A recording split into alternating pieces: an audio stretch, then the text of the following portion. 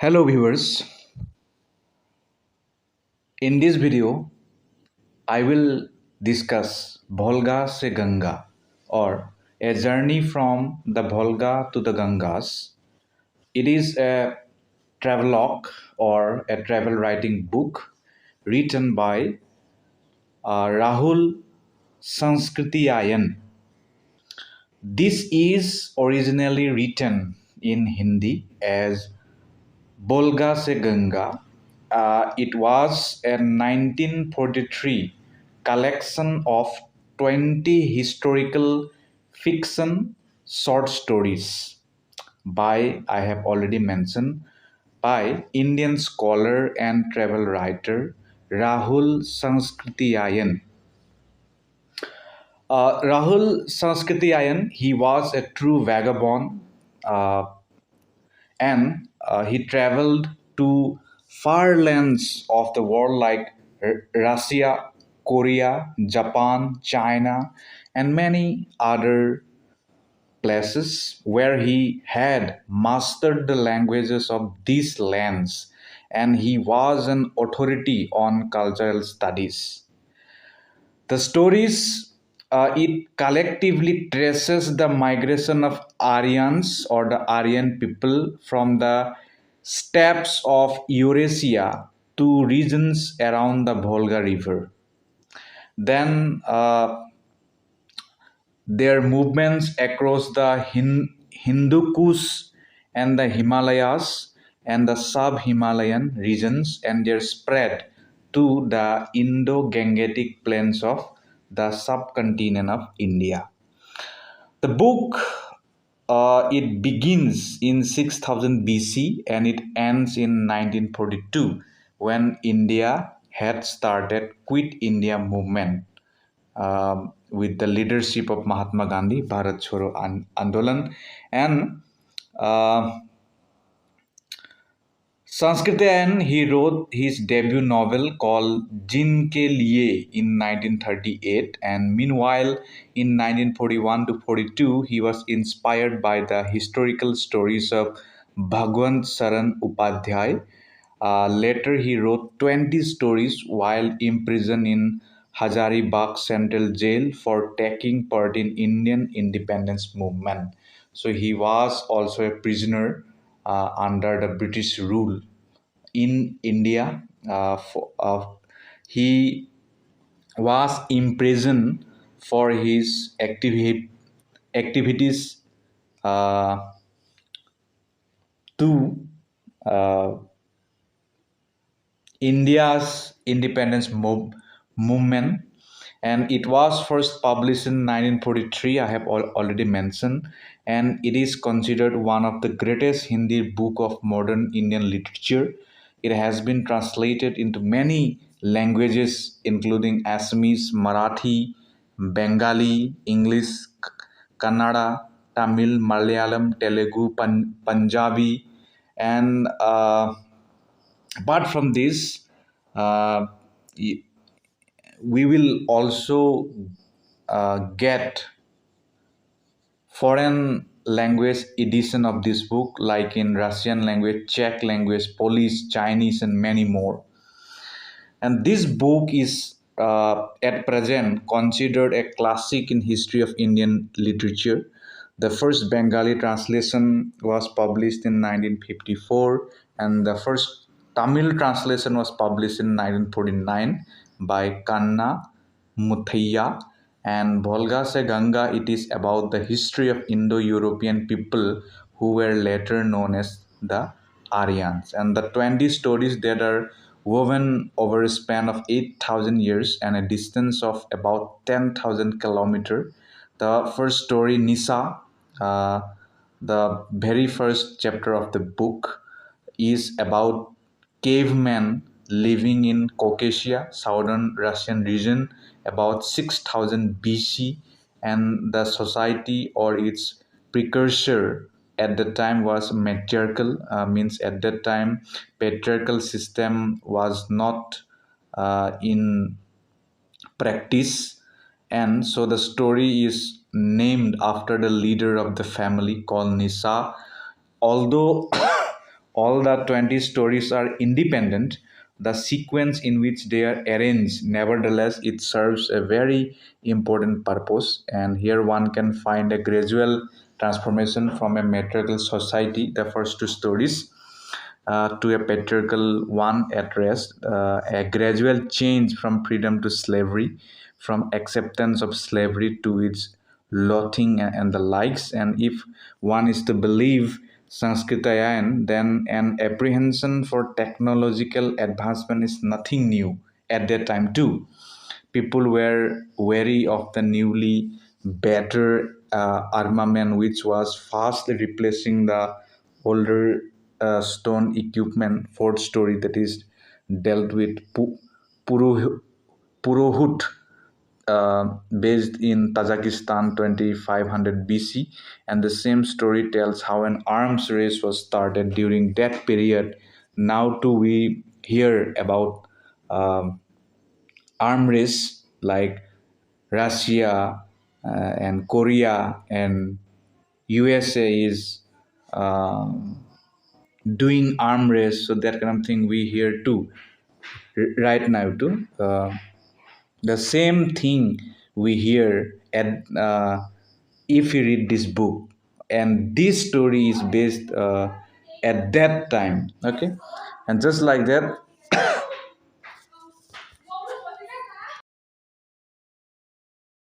Summary. The chapter 1 of the book is titled as Nisha. The story is set on the banks of Upper Volga in the 6000 BC when Indo-European people were dwelling. In other words, the said chapter leads us back to 360 generations of human life when all the races of India, Iran and Europe formed one group of people. Therefore, it was the early dawn of mankind. The author has delineated the circumstance of that era in the following lines: it is afternoon. Today, after how many days the blessing of sunshine has returned. Although, with only 5 hours daylight, there is no vigor in the sun's warmth, still there is no cloud, snowfall, fog, or strong wind. The sun pours its rays everywhere, delighting the eyes and with their warm touch releasing joyful feelings in the mind. What is visible all round? Under the blue sky's roof, the earth is covered with snow, white as camphor. There has been no fresh snowfall in the last 24 hours and the snow on the ground has crystallized and hardened. But it does not conceal the earth under one unvaried covering. Running from north to south is something like a silvery, crooked line, several miles long. From far away on the hills, on each side, it can be made out as the edge of a dark range of forest. Let us look at this forest from a nearer point. 2 kinds of trees are the commonest in it. One is the birch, with its skin of white bark, but at present bare of leaves. The other is the flawlessly straight pine, shooting out its branches at equal angles from high up on the trunk, with needle-like leaves of brighter darker green. Where snow has rested on the trees, the ice that has formed here and there on the branches and trunks makes an arresting pattern of black and white. And what else? Stretching in every direction lies one unbroken realm of terrible silence. Nowhere is heard the chirp of the cricket, the caressing music of birds, or the sound of any animal. Subsequently, the author focuses on environment of that time. He says that stretching in every direction only lies one unbroken realm of terrible silence. For example, and what else? Stretching in every direction lies one unbroken realm of terrible silence. Nowhere is heard the chirp of the cricket, the caressing music of birds, or the sound of any animal. Let us climb the pine that stands at the summit of the hill and look all round. Perhaps something else will come in view besides snow, earth, pines. Is nothing growing here except giant trees? Is there no room in this land for little plants, for grass? We cannot guess. We have left 2 parts of the winter behind and are now in the third and last.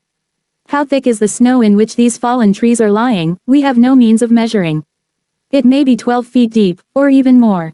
This year the snowfall has been very heavy and all life has suffered by it. The author proceeds and tries to unearth where human inhabitation can be found. He narrated, "The smoke was really at a great distance, though in the transparent cloudless atmosphere it seemed quite close. Now we have got very near to it. A smell of fat and for meat cooking on a fire enters our nostrils. And now sounds can be heard, those of small children.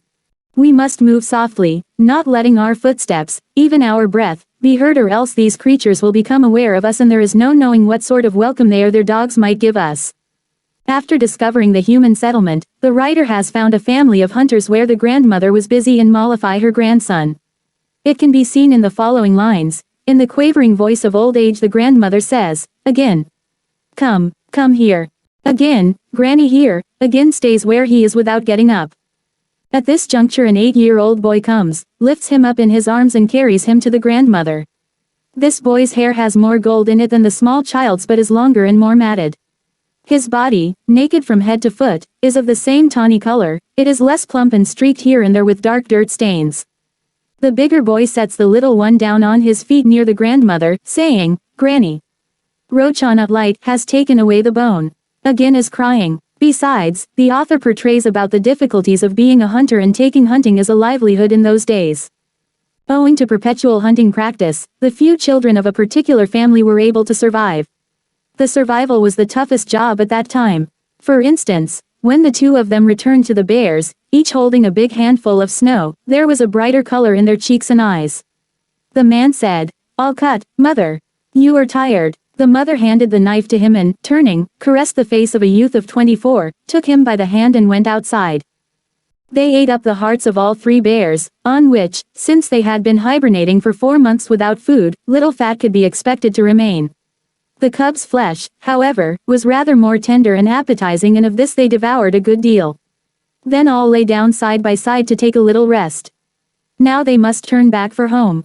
The he-bear and she-bear were hoisted up by 2 men each, all 4 feet bound together with thongs of hide to a staff resting on the men's shoulders. One girl carried the cub and the mother, grasping her stone axe, move ahead. These savages had no notion of clock time, but they knew that the night would be a moonlit one. They had covered some distance, when the sun appeared to sink below the horizon. Actually it had not gone right down and twilight lingered for several hours. By the time it vanished moonlight was raining on earth, in heaven, everywhere.